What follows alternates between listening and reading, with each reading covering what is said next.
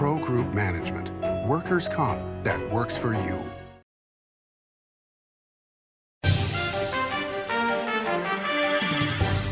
Welcome to Nevada Newsmakers. I'm Paul Enos, filling in for Sam Shad. Today, we're going to be talking to Washoe County District Attorney Chris Hicks on law and order. That's next on an all-new Nevada Newsmakers. The trucking industry is the most resilient link in the supply chain. And for over 90 years, the Nevada Trucking Association has been the voice for the men and women in the trucking industry. From Carson City to Washington, D.C., we advocate for policies to protect our trucking companies and keep commerce flowing. Because Nevada's and America's prosperity is tied to trucks. There's nothing without trucking.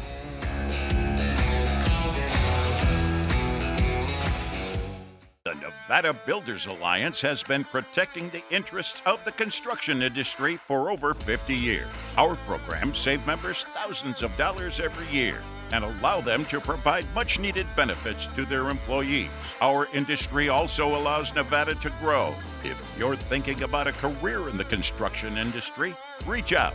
And if you haven't thought of a career in construction, what are you waiting for? We are the Nevada Builders Alliance.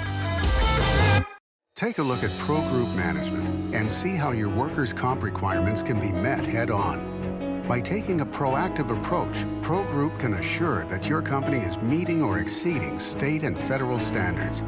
As you move forward in your industry, Pro Group moves with you, simplifying regulatory tasks, clearing the way so you can get the job done and look to your future success.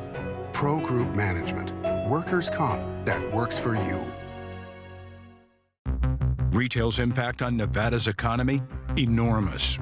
8,600 businesses, large and small, employing 145,000 workers. And last fiscal year, retail paid tax on nearly $60 billion in sales. We're the Retail Association of Nevada. We support retail, we help it grow, and we mean business. RANNV.org. This is Nevada Newsmakers with host Sam Shad on No Holds Barred Political Forum. Now, from the Nevada Newsmakers broadcast headquarters, here is Sam Shad. Welcome back to Nevada Newsmakers. We are here with Chris Hicks, Washoe County District Attorney, and a friend. Chris, thanks for coming on today. Thanks for having me. So tell folks what the gig is to be the Washoe County District Attorney. What does that look like? Well, so the Washoe County DA really has two roles. The first role is I'm the chief law enforcement official in Washoe County, and what that means is basically every major crime that occurs in Washoe County comes to the district attorney's office, and per statute, it's my job to prosecute it within the ethical bounds of the criminal justice system. The other side of the house, which a lot of people don't know about, but is we also have a civil division, which is basically the in-house legal department for all of Washoe County business, which is really an immense lift if you think about it. It's $1 billion budget corporation that has 47 different departments, and we represent all of them, including the elected officials in the day-to-day legal affairs of the county. So this is now what, your 11th year, third term as DA. So let's just talk a little bit about why you decided to do this and why you want to continue on. Yeah, so I started as a prosecutor. That was my first job out of law school, and I fell in love with it. I loved the idea of playing a part in right from wrong and law and order. I absolutely loved helping victims of crime, and it just set with me. It agreed with me philosophically. And then on top of that, I got to do it in the community where I grew up. And so I absolutely love Washoe County. I love the people here. My family's here. My friends are here. And to be able to contribute to it in a way that speaks right to my core just was perfect for me. So I was, frankly, very happy just being a prosecutor in the DA's office. I never had real strong political ambition as I was kind of hitting my stride as a prosecutor, but I was good at what I did, and I was very successful. And I prosecuted some very serious cases in our community that were well known, such as the Chaz Higgs murder case, who murdered our state controller, Kathy Augustine, and the James Bila case, who abducted two UNR students and killed Breonna Dennison. Just horrific cases but with a lot of notoriety. And I think that got my name out there a little bit more. And in turn, that led to some people pushing me to run for district attorney. They thought I could do a good job. Again, that wasn't my dream at that time. And I was very loyal to Mr. Dick Gamick, who gave me a job. And until he was done, I was not going to do anything. I didn't think that was right. But Dick, a great guy. Elko guy, by the way, for folks who don't know. Well, hey, wonderful guy, absolute character. And I really enjoyed the opportunity to work for him and to push forth his mission. When he decided he was going to hang up the cleats, a lot of people in the community really pushed me to run for DA. And I thought, at that time, it was important for me to feel that I could make a difference in that role. I knew I would be taking myself out of court for the most part, but my goal was to be sure that I could walk away from this office someday saying, I've made it better, I've helped the community, and I can confidently say I've done that. And elected in 2014, 18, 22, and now hopefully again in 26. I'm very proud of what we've achieved in the DA's office. And I do get that same fulfillment every day of I am directly helping the community I love by upholding our laws and, defending or protecting the vulnerable in our community who are victimized. And, I sleep well at night and I wake up excited every morning. So, let's talk about that. What are some of the changes you've seen in Washoe County in your tenure? Yeah. I can imagine the job maybe has gotten a little harder than when you started. Yes, tremendous change that really coincides with COVID. I think a lot of people can probably say that. But there were a lot of things that went on in the criminal justice system at the same time as COVID that sometimes get overlooked, that have changed this role immensely, at least in that chief law enforcement official capacity. Of course, this community has grown, and that affects the office throughout the entire DA's office. But within the criminal justice system, we had a complete shutdown of the system for over a year. But we also had some very drastic criminal justice reform that happened in 2020 and 2021 in our state, which included AB 236, which I've talked a lot about. It was an omnibus criminal justice reform bill pushed through by the legislature in 2019, became law mid-2020, which dramatically changed. It was a 157-page bill. Changed a lot of our criminal laws, and in my estimation, took the teeth out of punishment in a lot of our laws.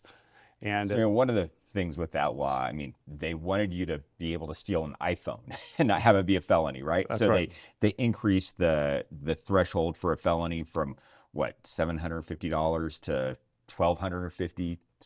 $1,200, yeah. Higher than California. California's $950. Yeah, there were some really significant changes. And a stated goal of that bill was to empty our prisons. And, I wouldn't say it's gone so far as empty them, but the population has gone down significantly. I'll give you a quick fact. If you look at the prison population in Nevada right now, I looked at it just a couple days ago, it is only 500 inmates higher than it was 23 years ago. So our state has grown by 1.3 million people, and yet our prison population is still dramatically down from where it was when AB 236 went into effect, and it's just not tracking with the growth. So that kind of shows an effect of the criminal justice reform in that regard. Also, we had bail reform. So bail laws got flipped on their head, and so now in 2020, instead of the presumption that somebody has to explain to the judge why they should get bail and get out, now the presumption is they are released no matter what the crime is, unless the prosecutor can convince the judge that there's a reason to impose bail.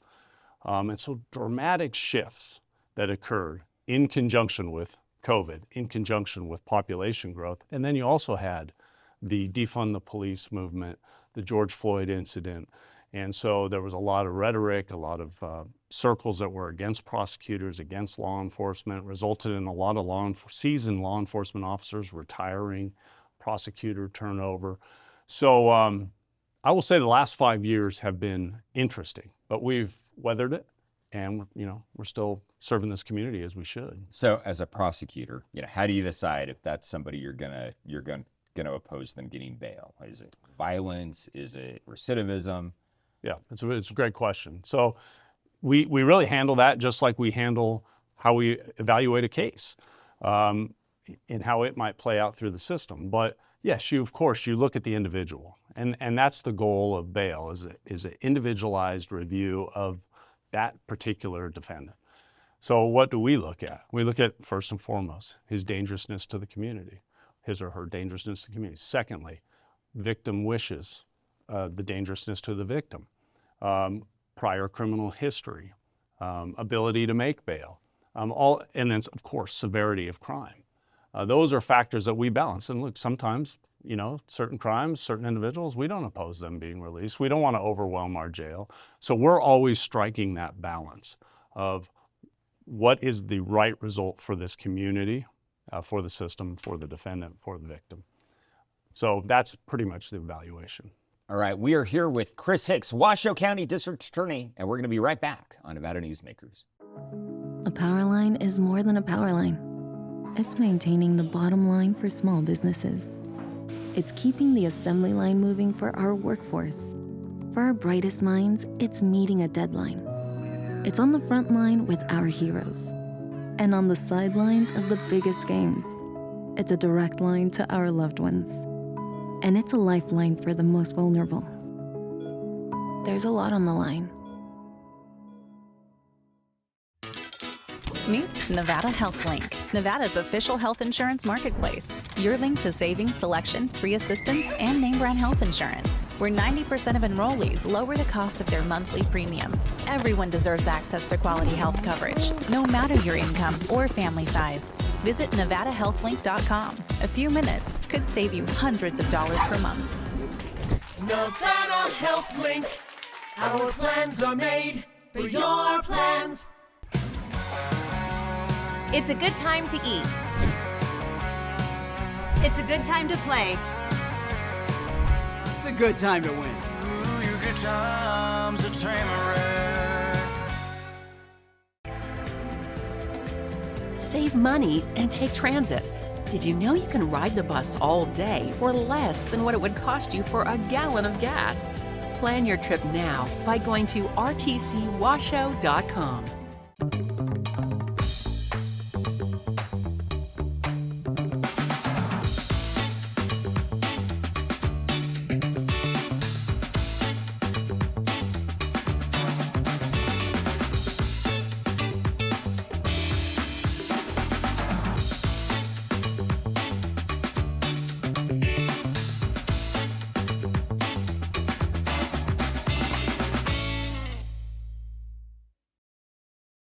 This is Nevada Newsmakers. Welcome back to Nevada Newsmakers. I'm Paul Enos. We're having a conversation on law and order in Washoe County with our district attorney, Chris Hicks. The governor's crime bill, you were the face of it. You were the guy that was up there for, I think 3.5 hours, at the table testifying on that, which ultimately didn't make it through the process. What would have that bill done to your ability, your colleagues' ability around the state to be able to prosecute criminals and make our community safer? Yeah, I was honored to be asked by the governor right when he was elected back in 2019 to be a part of his transition team and to lead his committee on addressing some of the criminal justice reform laws that have happened over the years that I just talked about. And so, and I was eager to help. And in that time, we have crafted, there was a group of us, a collective group that included law enforcement, prosecutors, lawyers, victim advocates, that tried to find some real common sense criminal justice policy either shifts or new ideas for the governor to look at. And he adopted many of our recommendations, which became his crime bill. And I'm grateful for him and his leadership in law and order in the state of Nevada. He believes to his core, as do I. The bill in and of itself had some excellent provisions that would have helped everyday victims in our community. It would have reduced that theft threshold you spoke about, which would have helped retail theft, which is exploding in our communities. It would have helped child victims. It would have addressed some of the issues with bail. It would have addressed some habitual criminal issues. It was just a very sound bill that would have made our communities safer, in my opinion. Would have also helped speed up the process in some of our court system, which is frankly is too slow. So it's unfortunate that it didn't make it over the finish line, but there's another session coming up. Well, and I mean, that's always the hope, right? So, I mean, what was the argument from the opponents, to kind of keep things as they are now? I think what the opponents argued that I heard the most was that it was a rollback of AB 236 and that we were just going backwards in terms of progressive criminal justice reform, which I don't think would actually be a bad thing, but that really wasn't the case. There were very few provisions in there that actually addressed even AB 236. What it addressed was what we are facing right now in Nevada: retail theft, fentanyl, child pornography, DUIs. Domestic battery, DUIs, like just common sense, everyday stuff that would help the citizen of Nevada, make them feel safer, make their families safer. So, but I think that was a talking point that I heard often. But that really wasn't accurate. So this is the first time you've had an opponent. You have an announced opponent right now in this race for your first time. And, kind of what we hear is, hey, it's the charging policy. Can you explain what the charging policy is and why you're getting some of the pushback? Yeah, I'd be happy to. The first thing I would say is, and I think you'll agree with me when you hear the explanation, is the notion that our new charging and plea bargaining policy standards is what we call it, is radical or is causing some kind of disruption. It's hard to believe. And here's why. First and foremost, charging and plea bargaining standards are not a novel concept. They exist throughout the country. In fact, they are really, as recognized by the American Bar Association and the National District Attorneys Association, a best practice, because you want to have guidelines for both your law enforcement officers to understand when they're submitting the cases to a DA's office, and your prosecutors to understand as they're moving them through the system. So our charging and... You say understand. So what do you mean? I mean, hey, was the crime actually committed? I mean, making sure that they have enough evidence to move forward? Yeah, so it's two parts. Charging standard. What it basically stands for in simple terms, it's a 14-page document, but what it stands for, Part A, is as a prosecutor, we are sworn to uphold justice. We are sworn to work within the confines of the legal system and the laws.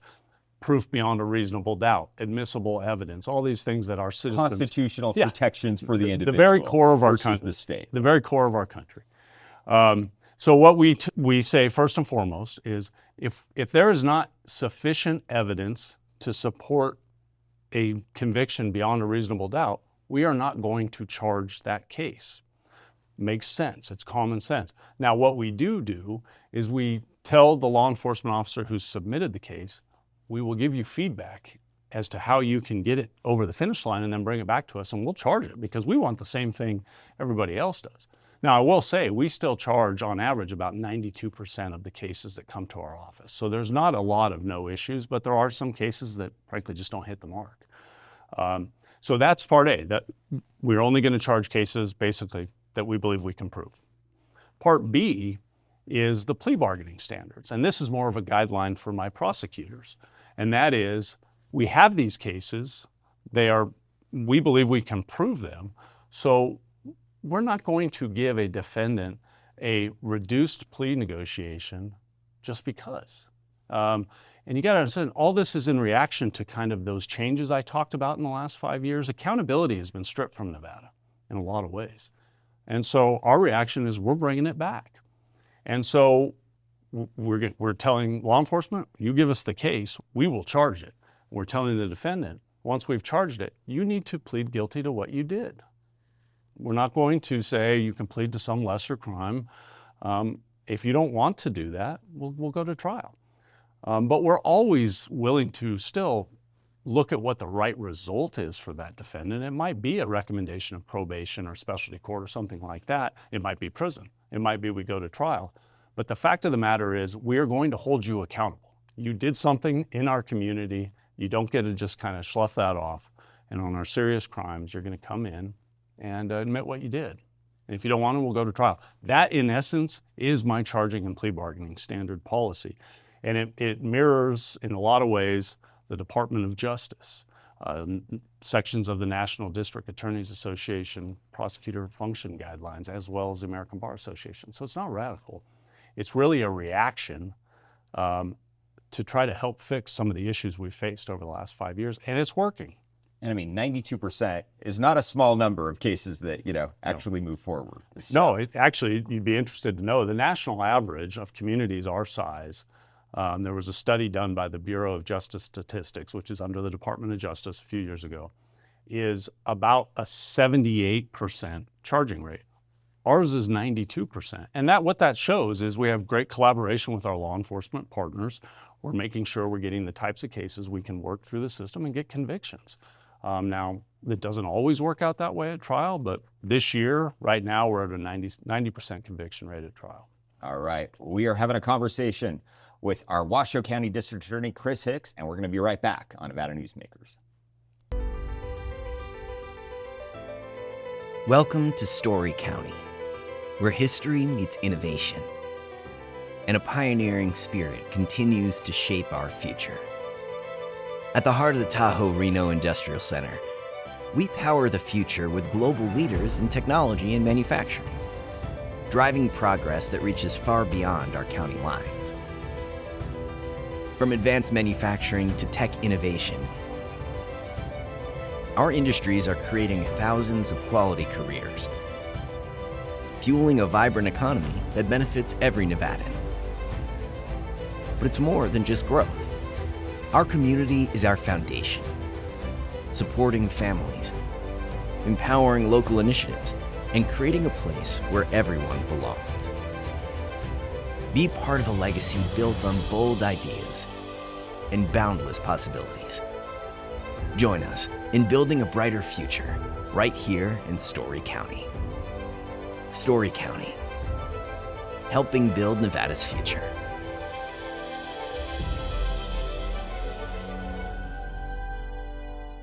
As you know, Reno is booming. Toll's development company is helping it grow with insightful design and development, building community with every project, adding beauty, adding excitement, emphasizing our shared humanity. Reno is becoming bigger. Toll's development is helping it become better, more livable, more enjoyable. To learn more, go to tollsdevelopment.com. tollsdevelopment.com. Welcome to the Winnemucca Big R. Hi, I'm John Walker. Welcome to Big R Lovelock. Hi, I'm Rich Martin. Welcome to Fallon Big R. My name is Braden. Welcome to Big R Fernley. Hi, I'm Kelly. Welcome to Big R Sparks.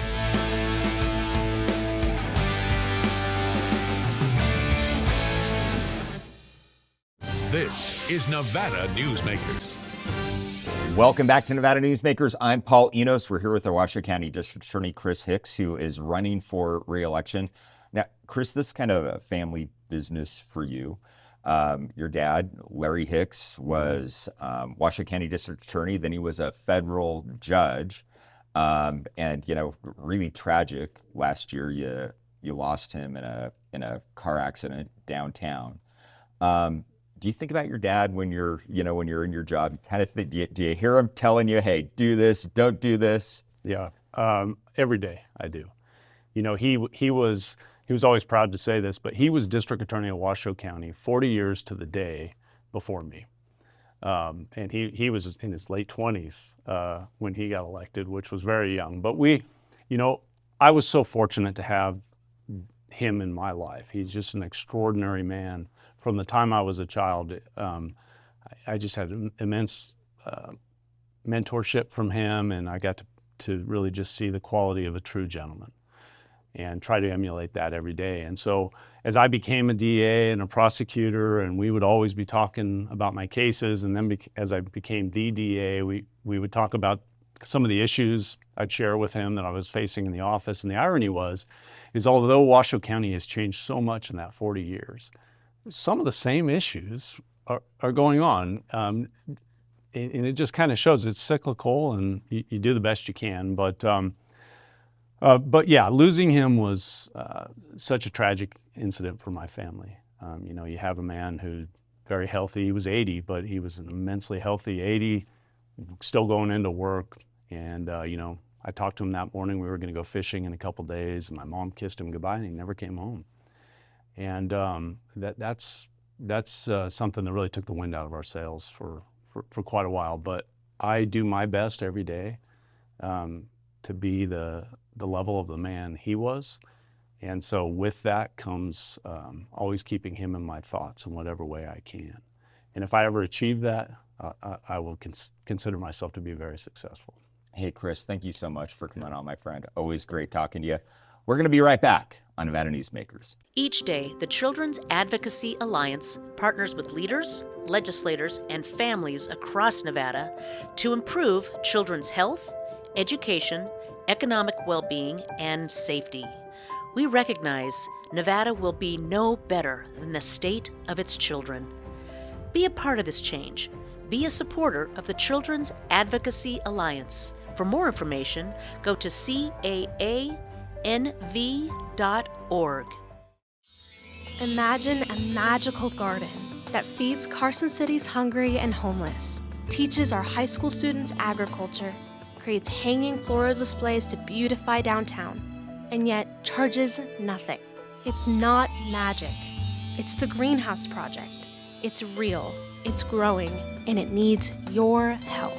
Go online to carsоncitygreenhouse.org so together we can grow it forward. Carson Valley Inn, it's your place for the good times. Carson Valley Inn.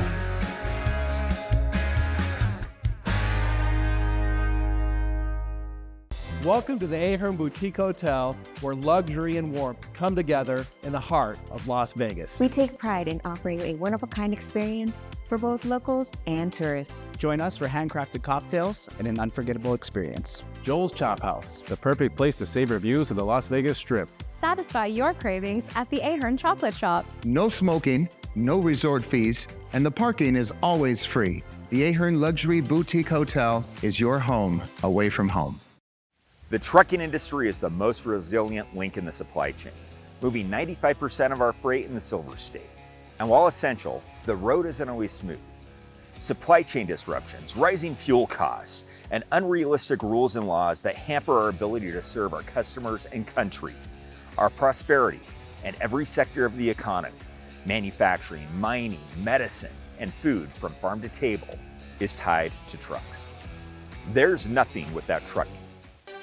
If you miss any of today's shows or want to see shows from the past 2 decades, you can go to NevadaNewsmakers.com and follow us on X at NV Newsmakers. Thanks for watching and listening.